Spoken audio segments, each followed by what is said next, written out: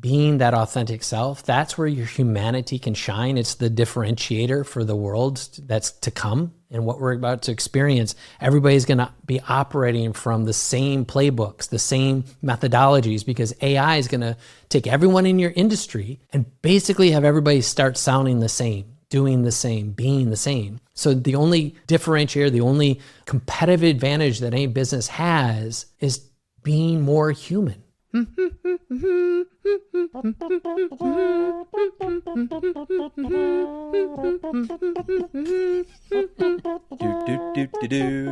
Welcome to the Friends with Benefits podcast, an Arcadia production. This is the show all about how to grow in business, lead with purpose, and live with intention. We're your co-hosting couple. I'm Jason. And I'm Sam. Welcome to the show, friends. Hello, friends. How are we doing today? I hope you are doing great and getting lots of benefits from being here. It's me, your friendly co-host of the podcast, Yarby, aka Jason Yarborough. We're here today to tell you about our guests. You've obviously seen the thumbnail, but today we've got a longtime friend of mine. I feel like I say that a lot here, but this is true. Angus Nelson and I have been friends for God knows how many years now, but I'm really admiring the work he's doing lately as a coach, now author, community builder. He's just someone that I've respected and known for quite some time. And now I think his message is more important than ever, as we see that most high achieving leaders, entrepreneurs, whatever it might be, like right now, they're all looking super successful on the outside. But I think quietly on the inside, the pressure is really starting to get to a lot of us, right? Because the world's moving fast, and we find that most leaders just aren't built to handle the speed and pressure that they're up against today. So Angus, he's written a book called the Neuro Resilient Leader. He's the founder of a coaching group called the Evolve Leadership and advises lots of leaders at companies like Cisco, FedEx, Workday. He's got a few little facts that I think are just super spot on right now. One of the things we talk about in the podcast, that most leadership problems today are actually nervous system problems in disguise. Think about that for a second. Most leadership problems today are actually nervous system problems in disguise. And man, that's so true, because we're not equipped to handle a lot of what's going on around us today, right? We're more informed than ever, yet decision making is getting slower, heavier, more reactive. And the problem, right, isn't intelligence. We've got more than that than ever. It's not strategy. The problem is stability within ourselves. And today we talk a lot about that with Angus, the work he's doing with his coaching group, as well as his book, Neuro Resilient Leader. Talk a lot about that, how to get a copy in the show, as well as in the show notes. Highly recommend it. But it's a great episode today, especially if you've been kind of feeling a lot of that pressure, like I know a lot of us have. So looking forward to hearing from you guys what your thoughts are on it. And if you are one of those leaders and you're looking to just trying to find a way to kind of get away, refresh, and kind of reset yourself, might I recommend coming to our event this summer, Arcadia Leadership Experience. There's a lot of psychology that says just 2 hours in nature can really rewire and reset your neural waves in your brain. Just imagine what 2.5 to 3 days of being in the mountains in the nature of Montana can do for your nervous system, those neural waves, the brain, your life, your happiness, all of it. Highly recommend coming, checking it out at arcadialeadershipexperience.com. And I hope we get a chance to see you there and talk more about this episode then. Be great, friends. Angus Nelson, my man, welcome to the show. You guys, this is so fun to finally be on this show with you guys. Longtime listener, first-time caller. I mean, longtime friend. Yeah. Not our first time, talking or even being on a Zoom call together. So this is great. We've been talking about doing this for a while. I'm glad we finally make it work out. There's a good reason as why we're doing it now, but he and I, go back probably 10, 12, 15 years, who knows, but it's an honor to have you here, man. Sam, it's always an honor to have you here. So, and we both have class in marrying Samanthas, so that is right. That is right. You got your Samantha, smart I got guys. mine. Dude, you're one of my favorite human beings. If we're just going to start off from the gate, like there was a time when business was really bad. I just, parted ways with some partners and like cash was tight.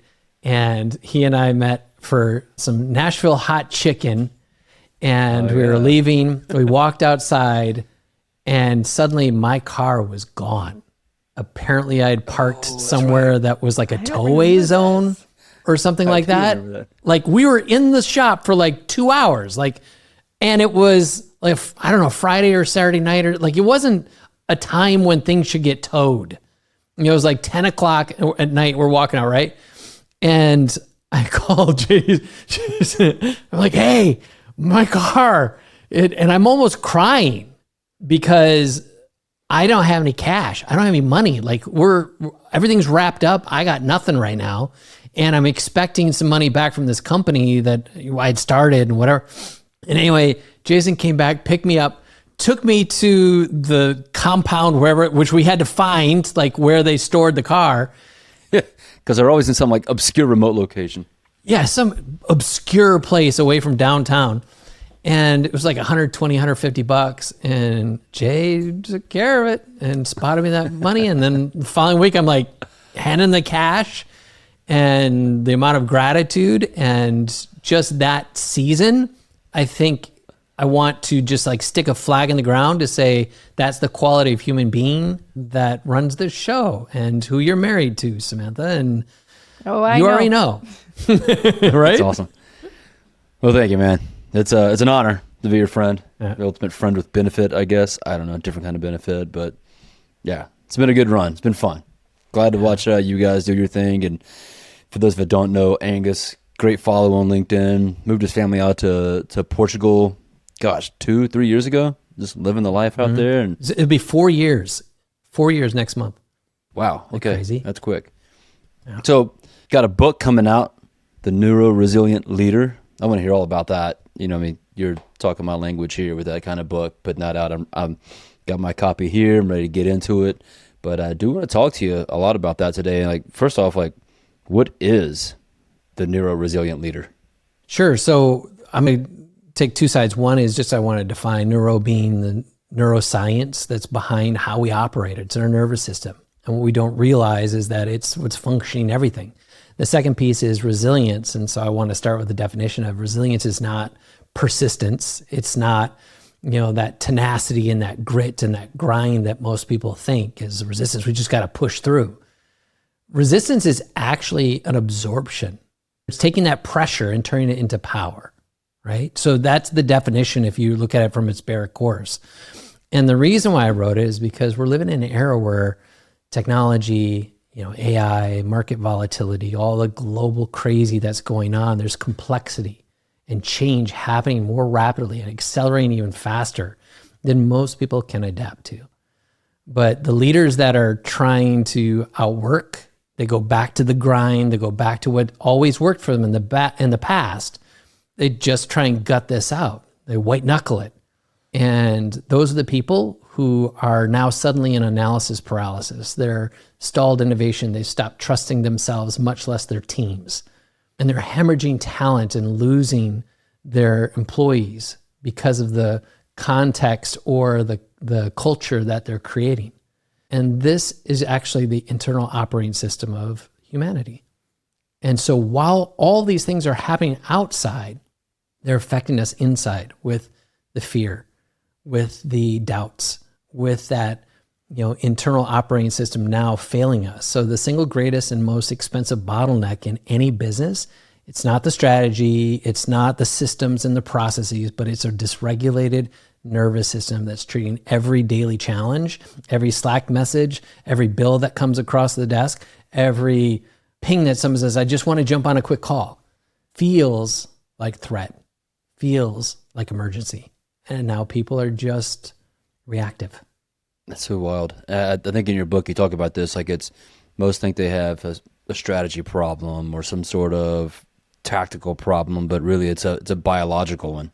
That's the truth. And I feel like there's got to be a little bit of reframing, right? Of like what resilience actually is. I feel like a leader's thinking that like we're just going to push through this. I can be resilient. I can get the grit. But you're saying it's a completely different side of resilience that we've got to be thinking about and be more consciously aware of, right? They're not actually stuck because they don't know what to do, but because their system can't handle what they already know needs to happen, I think is another way you phrase that. What do you think that moment looks like or feels like from your perspective? So imagine like when someone is, in a meeting, jumping on a call or something, and then somebody either disagrees with them or says something that might be, contrary to what they said. And you can see a look on their face, like immediately there's offense. And there's not curiosity, there's not a question, there's not an understanding. And we see this not just in the workplace, but now we see that in political fronts. And there's so much division, there's so much polarity. Well, take it to other levels is like, now I'm trying to make a decision. And I talk about in the book, this kind of decision insurance. Because we now don't trust the systems around us, we're not trusting politics, we're not trusting media, or we're not trusting whatever we're feeding our mind and our heart, we're now also not trusting ourselves. And so here we are, we've got a window of opportunity, but we can't make a decision. And so we start farming out that decision to other people. Hey, what do you think? Hey, let's hire a consultant and get their insights. Hey, let's go do this research over here. Like all of these different components are elements of people stepping into a nervous system that is actually controlling the show. So now we can't engage authentically. We can't be present. We're constantly distracted. We've got our devices, attached to our hands. And it's difficult for us to communicate effectively, to be decisive, but most of all, to have clarity on who we are and what we're here to do. I'd be curious. I think this is all resonating, but at what point does a leader realize that this is actually a problem? So this is the purpose of the book, right? Is I would say, I'm not going to give a number, but I'm going to say majority of people don't. And hence the reason for writing this book. I've been coaching now for a decade. And it's one thing for someone to know a thing. It's another thing for them to do a thing. I call it the knowledge action gap. I talk about this in the book. We know if we want to get healthy, put good things in your mouth, get some exercise, get outside, move your body, right? We struggle to put down the bag of chips, to not pick up fast food, to not, indulge in not just half the pint, but the full pint of ice cream or whatever. All these things are that knowledge action gap. In the same way, there are things about how we control ourselves or the way we do the things that we do, the way that maybe we reacted to something. And one of the most dangerous things that people will say is, this is just the way I've always been. This is just who I am. And they don't have the self-awareness, the emotional intelligence to actually identify the fact that the experience that they have around them is not because of them. It's actually because of you. And we're creating realities in our world because of the opinion we have about ourselves and our own perspective.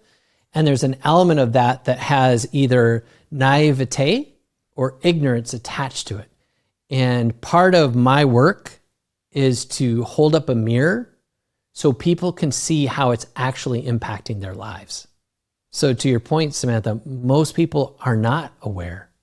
They just know life sucks. They just know they're just gritting through their job. The level of job satisfaction is at like a near all-time low. And leaders across the board are facing so much more friction than they ever have because of the humanity, not just the technology. What do you see happens when they get on the other side of that? Once they finally see the light, yeah. Now all of a sudden, clarity. Once they understand. Right? That once they can see there's clarity of who they are and what they're here to do, there's clarity in how they communicate, that level of vision, that level of conviction, that level of certainty they have even in amongst the uncertainty of conditions. Number two is their level of capacity, their ability to hold pressure and absorb it, their level to deal with other people's shit, their ability to put up with the changes or the differing dynamics of the market and the shifts that are happening, whether it's in their messaging with their product or new products coming out, like they can handle it. And then the last piece is the composure. the level of someone's ability to show up and stay cool, calm, and collected, even in the midst of the storm. And that is the C3 framework that you talk about, correct? Clarity, capacity, composure. Yep. Those three pieces are just the core of the framework, and the book kind of unpacks all of that. So there's a number of stories I could tell, but one in particular is, we're going to call him James. And James, I talk about in the book, he was one of my clients. I actually had known him for a few years prior to us working together. And he called me one day and he's like, dude, I'm just pissed.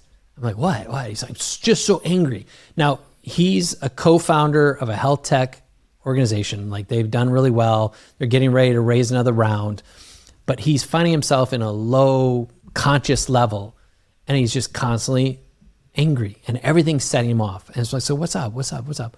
Dig a little deeper. He's been separated from his wife now for 9 months. He's moved to a completely different city. And now his marriage is, on the brink. He wants to burn his business down or just sell it or get out, do whatever he's got to do. And he's moving through all of these emotions. And this guy is a Marine, highly disciplined. This guy gets up at like 4:30 every morning, does all of his routine of his, runs, his exercise, like super, super disciplined, and still miserable, still feeling unsuccessful, feeling unfulfilled.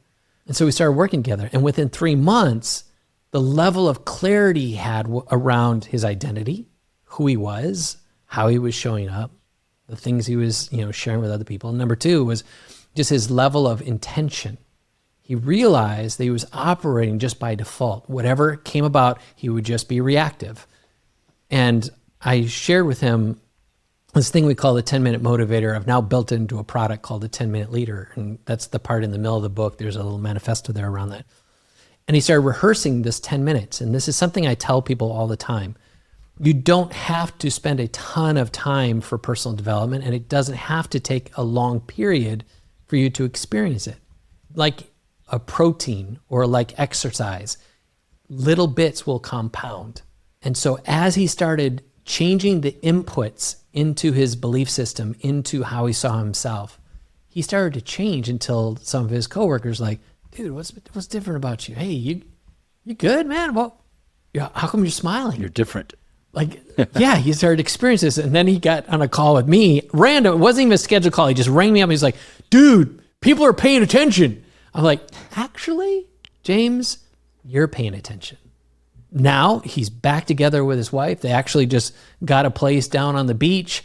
He had moved on from that company, went to another company where he could be more aligned. Like, all these different things started to unfold. And secondarily, he's doing breath work. He's doing meditation. He's doing all these things that before, as a Marine, he thought were just soft and wussy and, whatever. And he's like, no, this is game changing. He said, I'm defragging my brain. And these are the levels of intention that once you see this, you can't unsee it. Yeah. So I want to go into your framework a little bit more, because just to recap, it's clarity, capacity, and composure. Is that correct? Yeah, that's correct. Okay. So let's go back to capacity for a second, because I think this is one that most people, they struggle with all of them, but maybe this is the one on like a day-to-day basis that's easy for them to like digest. Because now it's do more with less. Self-care is all about like add more to your to-do list so that you feel more whole, work out, do breath work, all the things. But you're not talking about working harder or optimizing time. You're actually talking about expanding the nervous system's ability to handle pressure. But I feel like society tells us do more in order to handle more pressure. So talk to us about that. Isn't that crazy? It really is. Especially in like the context of like work. Yeah. Like, this is this weird paradoxical thing, is our brain, as high performers in particular, and this is who I mostly work with, and I'm sure most of this audience, I think, would rank into high performance. And we know how to do things. We know how to execute at the highest of levels. And so when we hear that something's got to change or something's got to move, we just go into performance mode. I'm going to get shit done. And so there's this disconnection you have to do from performance and position it back into power and presence. Because what we don't understand is, as high performers, and we can open up a discussion on this, and because I know you guys have kind of gone through some of the stuff yourselves, is you stop trying to do things and you start to be things. Most high performers are trying to achieve something because of an element in their lives that is unfulfilled or unvalidated. So when we hear things like a chip on your shoulder, growing up in poverty, having somebody told you you'd never this or that, our storylines from our past are now dictating our future, because the performance we're doing is trying to prove that person wrong, or to prove that I wasn't that or wasn't this. And so what we struggle with is this element to know that our power is internal, that we already possess sovereignty, that we are not victims of circumstances, of the politics, of the surroundings, whatever. We can choose to stand in power and not be the victim of it. And so that one shift in your brain changes the game. And once you step into the power, once you step into that sovereignty, suddenly now you can step into exponential, because everything you're trying to put your hand to, the way you're trying to show up in the world to bring meaning and contribution, is no longer something you're doing to get. It's now doing because it's who you are. And you're actually bringing source, supply, abundance, overflow, because you know your sovereignty. You're here to contribute something to the world. You're not here to take something from the world. And that's when the capacity completely shifts. And that's in your body. This is a somatic experience. And so I just want to bounce this for you guys. I know you're all question things like whatever. Like, I want to like turn the table a second. For your journey, when you guys like kind of went into this like discovery, I know you guys were working these corporate jobs under high pressure, trying to perform. Like, what was the shift for you that stepped into like, hey, maybe we could do this different? Well, you say that as if it's behind us.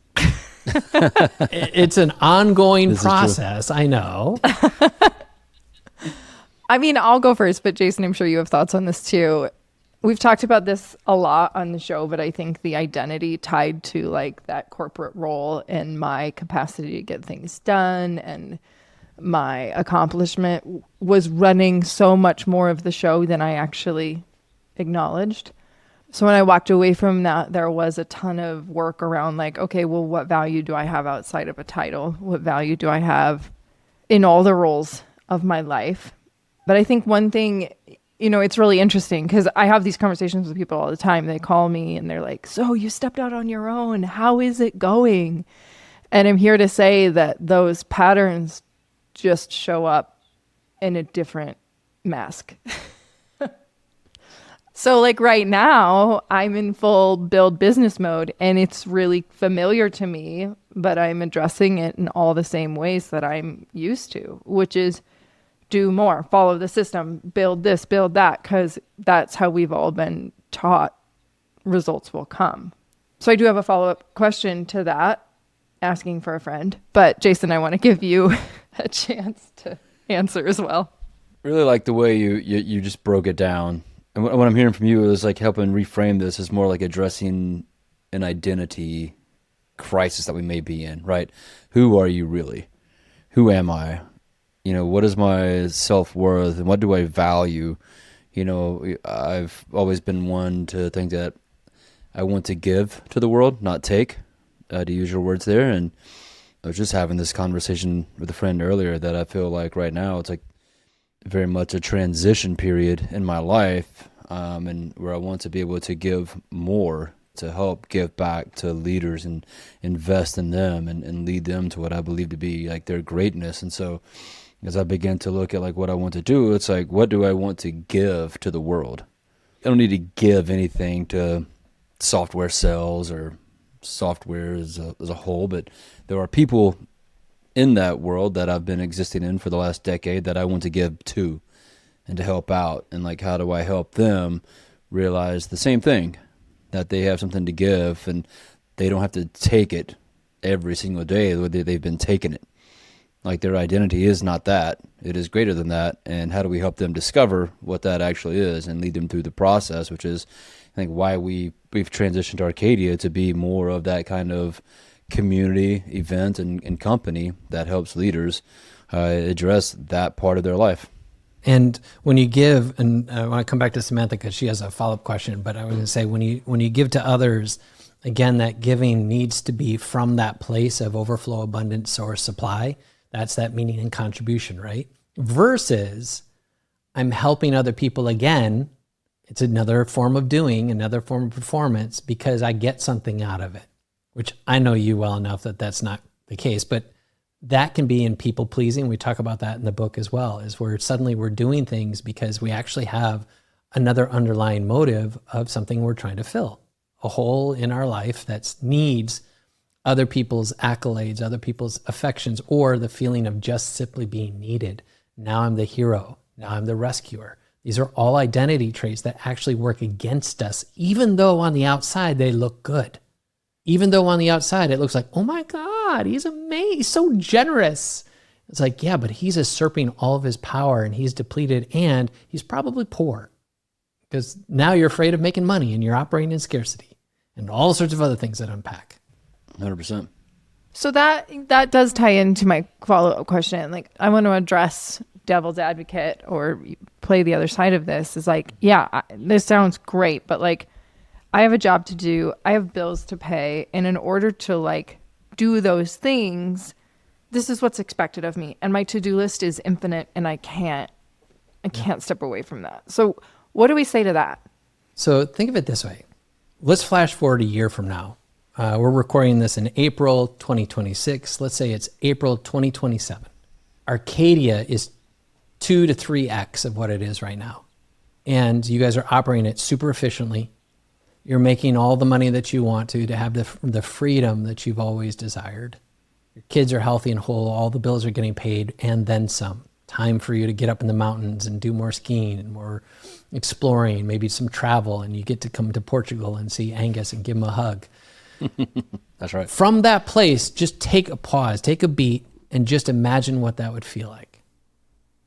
Fulfilled, abundance, everything's taken care of. And then reach into that future, grab it, and pull it in today. Feeling what you would feel, thinking what you would think, having the perspective that you would have. Now you go to make a decision in your role, a decision in your business. Do you think you'd make that decision differently? Yeah.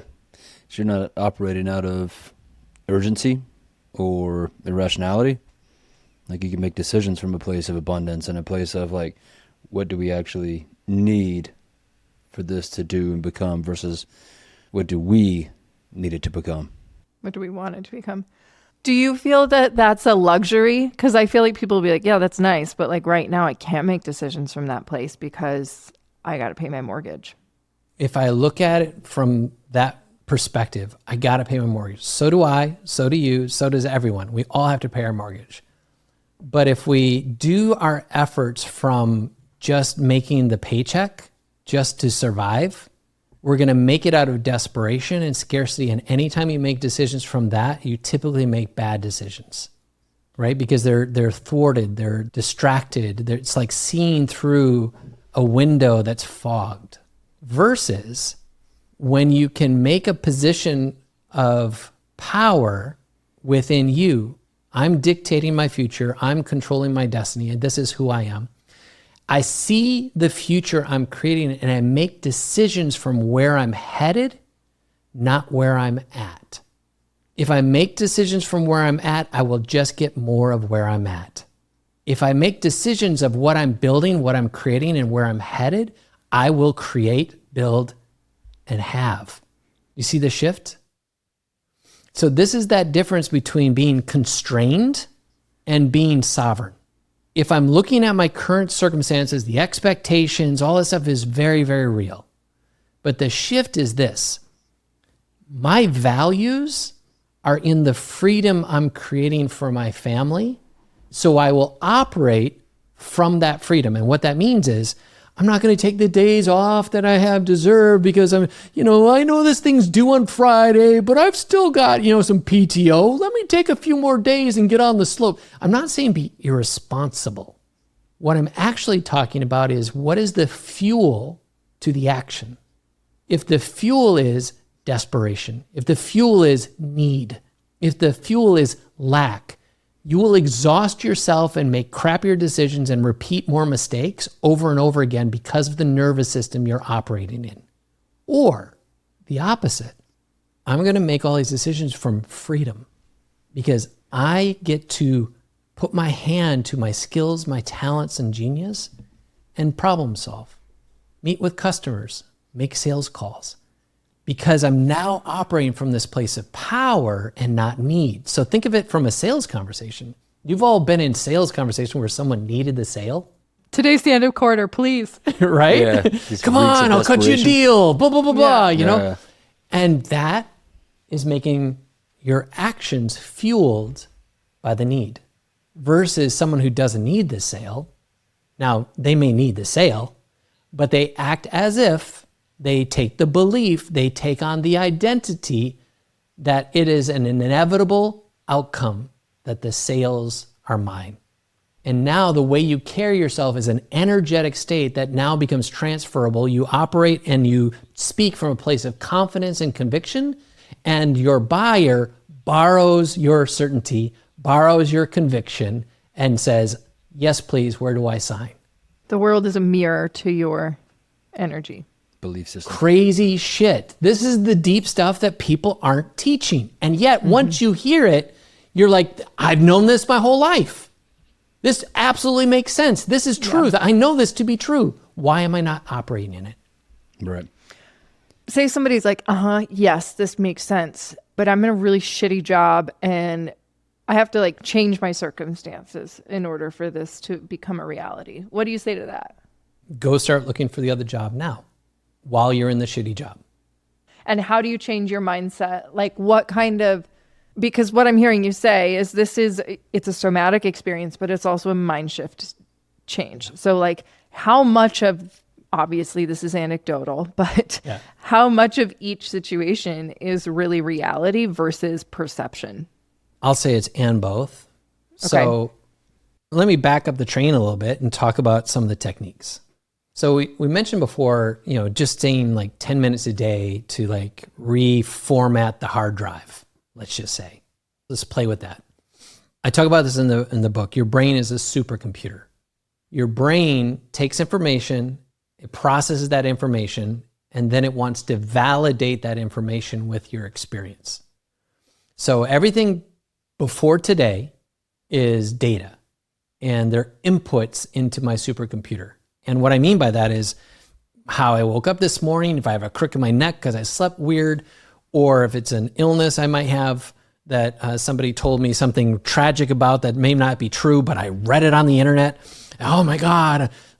Or it's something somebody said to me when I was in 5th grade on the playground that made me feel small. That's the spectrum. Add to that, I'm listening to talk radio. I'm listening to the news. I'm listening to whatever. And every day I'm being inundated by agitation, whatever that looks like. Input, input, input. The people I'm hanging around with, complainers, bitchers, moaners, I can't believe that person. Gossip, gossip. I can't, that manager did me wrong, stole the credit for my idea.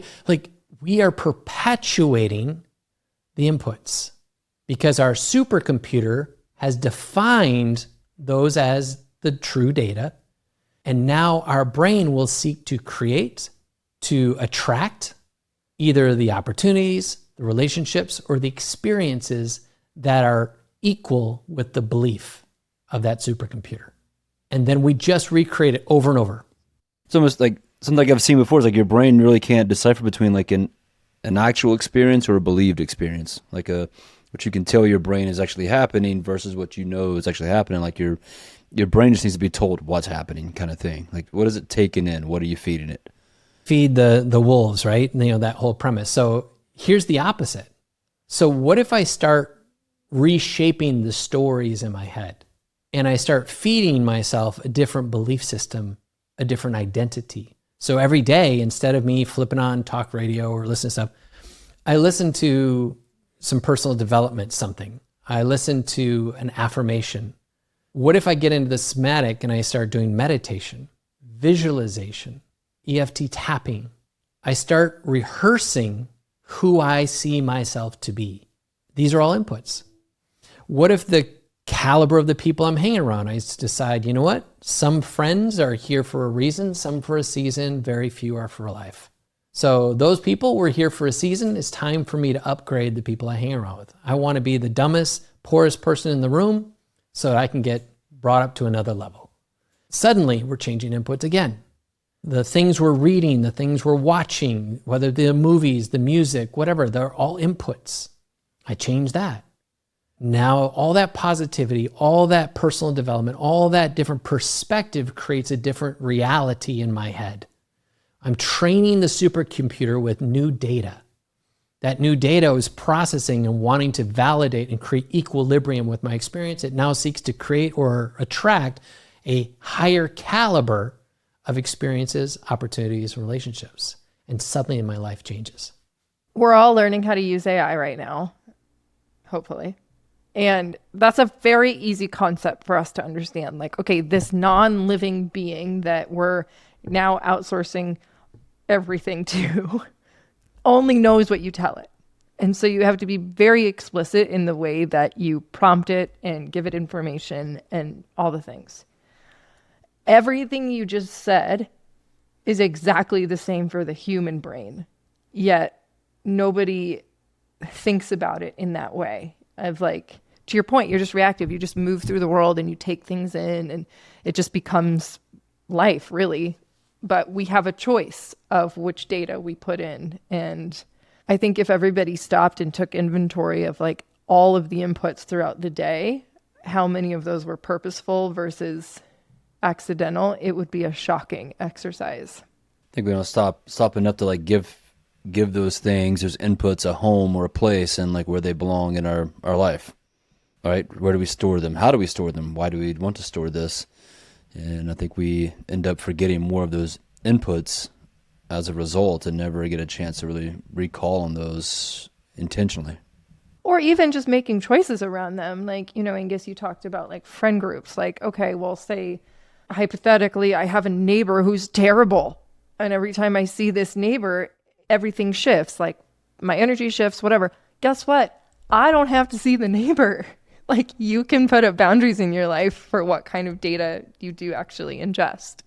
I'd be remiss if I also didn't bring this up too, is because not only are you training, what's going on internally, but you also understand there's other things that are playing out, an operating system that already exists that has to be intentionally reframed and replaced. And what I mean by that is in the book, I call it the guardian. And the guardian is like this inner voice that we have. And sometimes people call it the inner critic. And yes, the inner critic is an asshole. But there's also this other aspect that it's been demonized. That people say, oh, the inner critic, it's, just there to, tear you down and make you feel small and blah, blah, blah. And there's something that I talk about is the fact that the guardian is not something other in the context of it knows you and it's saying you're something that it's not. It's actually trying to impersonate you. It's trying to sound rational, pragmatic. But the guardian is really just a overprotective helicopter parent trying to keep you safe. Because for all the bazillion years or 1,000 years or whatever your take on time is, or humanity, we were trained that danger is something we avoid. So we hear this term fight, flight, or freeze. That's what your brain knows. So when we're experiencing change and we're trying to level up our lives, that next level feels odd, strange, and foreign. And our training is anything that's other is danger. That's where people got hunted down. That's where people starved. That's where people got cast out. You're somebody. Oh, who do you think you are?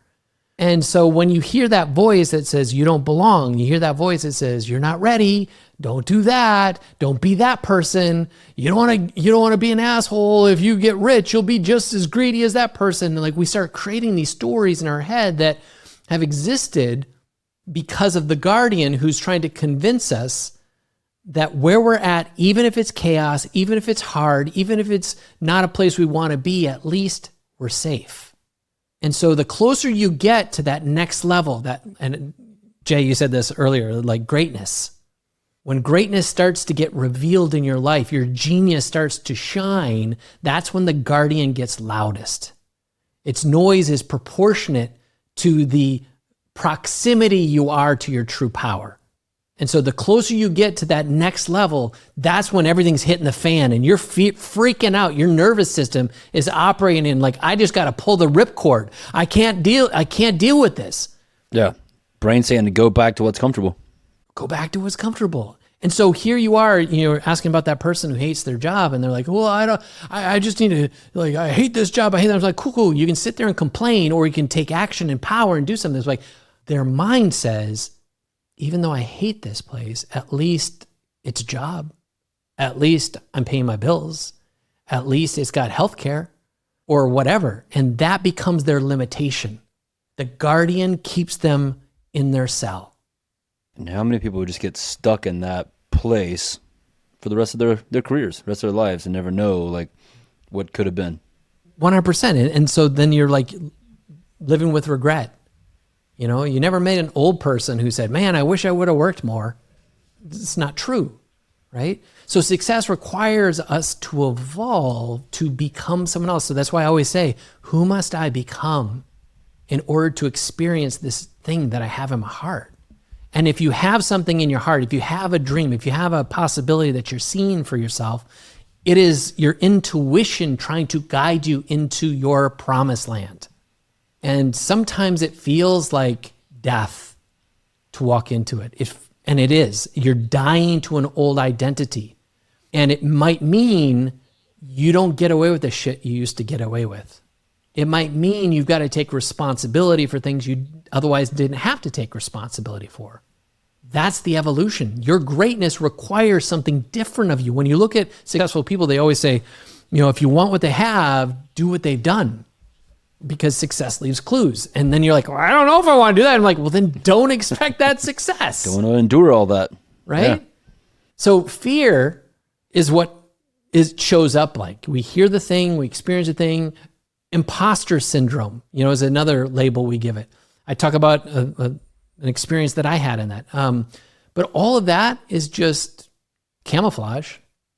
You're trying to logic your way out of the promise. So instead of a fear operating system, it's got to be a belief operating system. Exactly. The last thing I'll say on the Guardian is like, it's a biological safety switch that triggers the moment you're trying to level up. And understanding that level up, though it looks like danger, maybe it look like risk, maybe it looks like, something other, it's a natural part of the process for you to step into the next thing. Everyone goes through it. It's not a character flaw. It doesn't mean you're weak. It doesn't mean you're broken. It doesn't mean you're out of sync or that you don't belong. It's nothing more than a trigger of the amygdala that says fear, flight, freeze, like whoop, and it pulls the emergency brake and it's just doing its job. I feel like that's almost like if you're at that point, like it's almost justification that you're in the right place. Like this is what you're supposed to be doing. Like look at it as a sign. It's kind of like when they say, oh, if you get really super nervous before you go on stage and speak, like that's a sign that you've got something to say, that you're doing the right thing, that you're excited because you should be doing this. Some people say that. I love that you said that, Jay, because like people ask me, it's like, what should I do? I said, well, what scares the shit out of you most? And they'll tell me, I was like, it's probably the direction you need to go. So I want to ask a follow-up question on this because you just said it's a biological shift. Like there's so many components to this. It's not just mind shift. It's not just inputs you put in. It's a biological shift. Like somebody's in this moment and they're scared shitless. What do they do other than tell themselves, I'm in the right place. I'm doing what I'm supposed to be doing? Because that may work, but it may only get you so far. So I'll give you two answers. One is my slightly tongue-in-cheek, but also true, is simply go to freebook.vip and download a free copy of my PDF of my book. Like, I want to sell my book. I want you to buy my book. I want you to buy my shit. Absolutely. However, I'm giving away this book for free because I want to make a difference and create a movement of how leaders lead. And I also know that 73% of all nonfiction book buyers like to have a hard copy. So if I give you the free one, you get to peek inside. You're probably going to want to go buy it anyway, because it's also the law of reciprocity. So there's a mechanism to all this. We have to pause really quick. Is that true? Because 100%. I like eat this shit up, and you should see my Kindle. It's like full of it, but then I read it on Kindle and I'm like, wait, there's worksheets in here. And then I buy it on Audible, and then I buy the hard copy. Yeah. Sorry, Jay, if you didn't know that. We own 3 copies. I didn't know we of were most buying books. 3 copies of. Okay, I have to look at the This account. and this is the science to it, and it's like, I feel seen. well, because and I'll tell you a little thing real quick is it's easier to get people to look at a PDF than it is to actually get them to buy a book. Fair. And they have to see, like, is this going to be worth my money? Is this worth my time? And that's the most valuable resource, is their time. So getting the book so they can page through it, just read the first 5 chapters. If you aren't convinced this book is for you after the first 5 chapters, then put it down. Move on to something else in your life. Now, I want to speak to your other question, or to your question that was the second part of this is, 1, get the PDF, freebook.vip, because you're a very important person, and that's why I'm doing this. Number 2, breathe. If you're in a moment where things are feeling heavy, start with a little exercise called box breathing, meaning on a 4 count, take in a breath, hold it for 4, 2, 3, 4, and then breathe out for 4. Hold for 4, and then breathe in for 4. And just do 3 rounds of that. And suddenly your heart rate will come down. There's certain reasons for this. One is the exchange of oxygen and how it affects your body. It's most people operate in shortness of breath when they're stressing, exasperating, their chest tightens, and you're actually taking less energy to give in oxygen. So your brain's actually not getting fueled. Number 2 is it helps you to focus. And number 3, it operates parts of your body and your brain that settle your nervous system. And there are exercises throughout the book I talk about, and you can search the internet for all sorts of these exercises, but there's breathing is part of it. Second one would be meditation. I'm not the person who goes and like is quiet for 2 hours and sits on a hillside with like, I'm not going to be that guy. I'm too ADD. I'm going to be like too distracted chasing rabbits in my head. However, guided meditation has been transformational for me, where it takes me through an experience, right? You can find them all over YouTube. I have a spreadsheet that if you want the spreadsheet, like ping me, I'll send it to you. But it's some of my favorites that I listen to. What's that? I said, I will take it. Yeah, I'll send it to you. And then the third piece is called EFT. It's a emotional freedom technique, and it's called tapping. You mentioned this earlier, and I hadn't heard of this. Look into it. It's incredible. So at tapping? first it feels weird, yes, because you're tapping different parts of your body while you're going through a guided experience. And you're actually tapping in the same way that you would do acupuncture on what are called meridian points. And it helps your body like reassess its energy. That's why they call it emotional freedom technique, is it's actually moving the energy of your emotions to process pain, frustration, stress, etc. And there's a number of products that are out there if you just, Google it. But you're like tapping on the top of your head, under your eye, the side of your eye, under your nose, under your mouth, on your shoulder, and then on your rib cage. And these are all these different pressure points, exactly. And at first it looks weird, but you do it and then you get done, you're like, my brain is free. So if you know anything about, law of thermodynamics, the second law, I think it says that energy cannot be destroyed, nor can it be created. It can only be moved. our bodies carry this energy because it's been absorbed and we're not doing anything with the energy. So we have to move it. And EFT tapping is a really great way of doing it. Meditation is a great way of doing it. And you don't have to do all these things. Find one that works for you. You don't have to have a hour-long process of doing all this stuff, right? You can find what works for you. Like you mentioned in your 10-minute situation earlier, it's like, find what works for you, find the time. Like for me, it's early in the morning. I like to put the time into myself then, spend about 15, 20 minutes, whether it's reading, meditating, thinking, writing, whatever. Like that helps me. So let's talk about you for a second as we wrap this up. Like you're living the life in Lisbon, right? You're working with some great leaders and startups. I think, you're really making a difference. It's been so fun to watch you grow and do your thing. And you're building a practice around helping people stabilize their internal systems. But like, when did you, Angus Nelson, first realize that your own internal system was running the wrong program? The first time was running my own business. Back in 2000, I did a music festival, and my headliner was a band called Train. And I was running this. Drops of Jupiter? You got Love it. Train. We had thunder showers come in that weekend, and I lost $72,000 in just a couple of days. And for our small little organization, that was a chunk of change. And I spent the next 2 years, I was living in my parents' basement, and then I had just gotten married, and I didn't know how to ask for help. I didn't know how to delegate.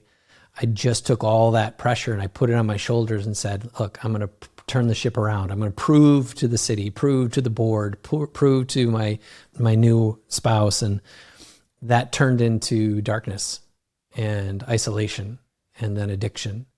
And then I blew up my marriage and I blew up the business. And suddenly I was suicidal under my Christmas tree in 2003 after the divorce. And I heard a voice and it said, we're not done here yet. And the next week I went and sought counseling. And I always thought counseling was for crazy people. And suddenly I realized, I'm not in the best of places. We all have different levels of crazy. Right? And what I realized was all the things we started this call with was self-awareness, emotional intelligence. I started realizing how selfish and narcissistic I had become, and how I was doing everything from the scarcity state, from need to be wanted, to be liked, to be admired. And that was my first eye-opening. Flash forward, I put my house on the market. I moved to Huntsville, Alabama to sit under a mentor and started learning about Eastern philosophy and acupuncture and grace, because I came from a very religious background, and grace kind of set me free. And all these different layers. And then I met my wife, Samantha. And we eventually got married, had a couple kids, and I opened up a business with a friend of mine, Jeremiah, which was a Fortune 500 innovation association. And suddenly I'm working with, senior leaders from companies like Wells Fargo, Disney, Adobe, BMW, Coca-Cola, Ford Motor Companies, just massive brands. We had 74 companies that I was responsible for. And I'd be on calls and I started recognizing these same patterns. So as I had gone through my transformation, I'm now seeing these people and I'm starting to speak to some of that. And one day, a senior executive from Verizon says, Angus, you'd make a great coach. And I said, thank you. I didn't know what a coach was. And he's like, no, dude, you should check it out. You could totally do this. And I'm like, okay, whatever. And I had a vacation that was just coming up. So serendipitously, I was talking with another friend and said, hey, you know anything about this coaching thing? He's like, I've got the book for you. And he introduced me to this book called Prosperous Coach. Oh. And so I went to Amazon, ordered it, showed my doorstep, jumped on a plane, flew to Hawaii to see my wife's family and have a reunion and all that stuff. And I'm sitting on the beach reading this book. And my eyes were opened. I'm like, I was born for this. And that was 2015. And I kept doing the Innovation Association for another couple of years, and then rolled off and kind of had some side, jobs, or rather the coaching was on the side. And then I started making more money coaching than I was in my day job, and COVID kicked in and I got released from my day job, and game on, was just coaching full time. So It's been an incredible ride. But what's amazing is as I'm coaching and seeing transformation, it's super fulfilling. It's super magical. It's not always easy. Sometimes you're walking people through some really hard seasons, So my wife doesn't like my choices of entertainment because when I get off these calls, I want to watch the dumbest, stupidest humor. I like 8th grade level, give me some Dumb and Dumber and, that level of entertainment. So I'm watching, reruns of Schitt's Creek and I'm with your Samantha on this one. Yeah. Sam says, "Oh boy," because I'm the same way. Like, I could watch Dumb and Dumber or Tommy Boy and all those like mindless 100%. things over and over again. And we'll watch, we watch some shows that get a little, heavy. Like we watched Peaky Blinders and it took us forever to watch it because like I'd watch 2 or 3 episodes and then I need like a month and a half to like regroup. I'm like, I'm not ready. Hey, you want to watch another episode? I'm like, what happened again? I don't remember. So we'd have to watch, the intro to get caught up. Oh yeah. That's inputs. Yeah, I was just going to say it's all inputs. Yeah. Is because I want to bring joy and life and vitality into my everyday expression. And I cannot carry the weight of other people's emotions, violence, or gore.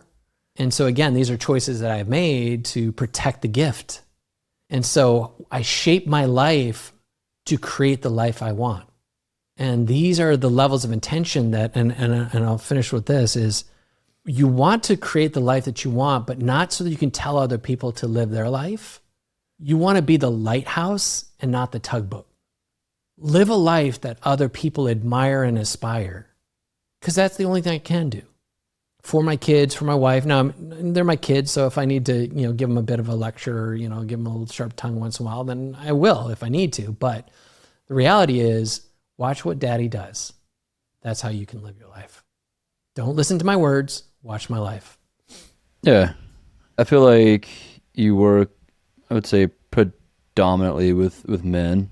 I think I've seen you and Samantha doing a few things with men and women together. But as it relates to men, you talk a lot about isolation being a major factor. So I'm curious, I think I'm a man, thinking about a man. We don't have things figured out. We tend to isolate and remove ourselves and pull back and kind of go into analysis paralysis, whatever you call it. How much of your work is actually about giving these high-performing men permission to say, I don't have this figured out? That's scary for men to address and say. Yeah. Well, 2 things. One is I actually have women clients as well. And it's so funny because of my style, me, and I'm a potty mouth. And so the women that I typically, not all of them, but typically attract are cussing like a sailor like me and work in corporate and, are a little bit abrasive and in the context of I'm going to make things happen. And for the men that you're speaking of, it's one of the things I talk in the book. I said, the greatest piece that any of us can ever get to is permission. Giving ourselves permission to feel, giving ourselves permission to experience, giving ourselves permission to be present. Because I think in our society, men feel that isolation from a context of we can't show weakness and we can't show vulnerability, which is kind of a cliche bullshit thing. And yet we find ourselves susceptible to it often. And our analytical brain wants to look good, be good, and achieve. And typically, if you follow the Enneagram, majority of high performers are an 8, a 3, or a 1. And then the outliers of that are a 7-wing 8 and a 2-wing 3. And those are typically the people that I work with. Not all of them, but typically. And all of them are driven by these external things. And the things I have to train them on is to let go of those external things to take on this place of sovereignty. And so what I would say to any man who's in that place of, isolation and not wanting to connect, it's because you actually haven't taken your power. And when I say power, I'm not talking about, toxic masculinity. What I'm talking about is the ability to be who you are and that being enough. You don't have to impress anybody. You don't have to make anything happen, which takes me to this last piece, which is what I call the nothingness. The nothingness principle is the most powerful person in any room. They have nothing to gain, nothing to prove, and nothing to lose. That person stands in their sovereignty and become a magnet for other people because other people feel safe in their presence. Other people sense that energy. Other people want to be like that. And very few people are. Yeah, I think that is we'll call it a dangerous person, but in the good context. I like the way you put it, and something that I'm very big on is like they've discovered who they are. They're comfortable in who they are. They have self-worth, they have self-awareness, and they can be comfortable operating from the place that's authentic for them. That's a scary place for a lot of people. Like, it's something that I've tried to consciously live from, and still something I'm like, oh, it's like people in this room may not like who I am from this perspective, but still something you got to like stick to and like dig your heels into and like be you, man. Be authentically you.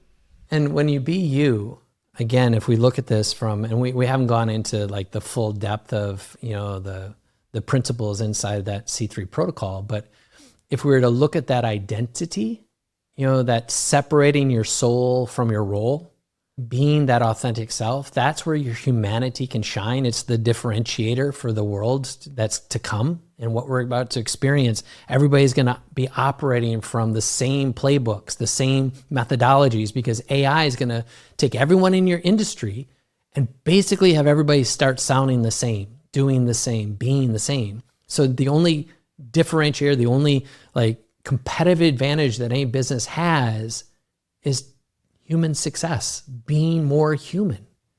And so it's incumbent upon all of us, men and women alike, to step into that nothingness power, to step into that place where I don't do what I do to please someone or to be validated or to be accepted. I do it because it's an expression of who I am.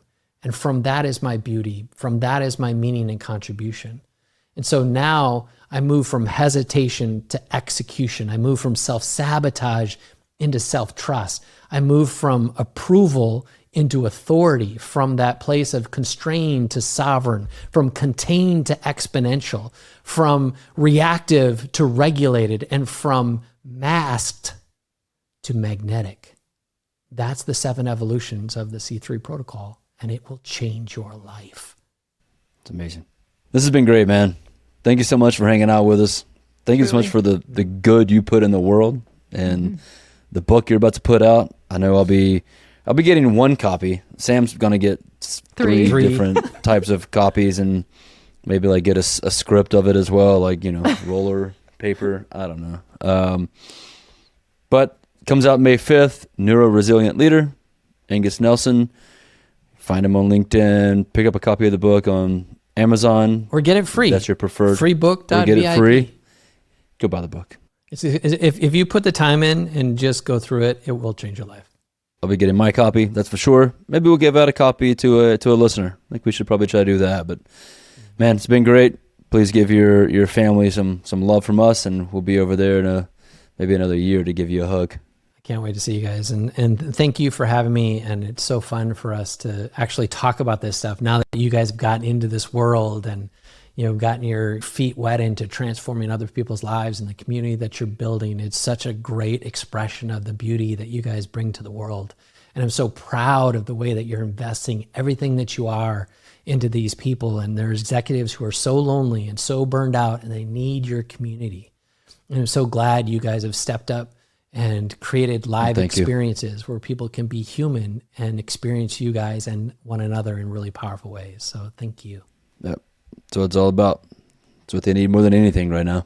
I just wish we had a campfire while we were doing this that we were sitting in front of. That would be magical. Come on over July 27th through 30th. That's right.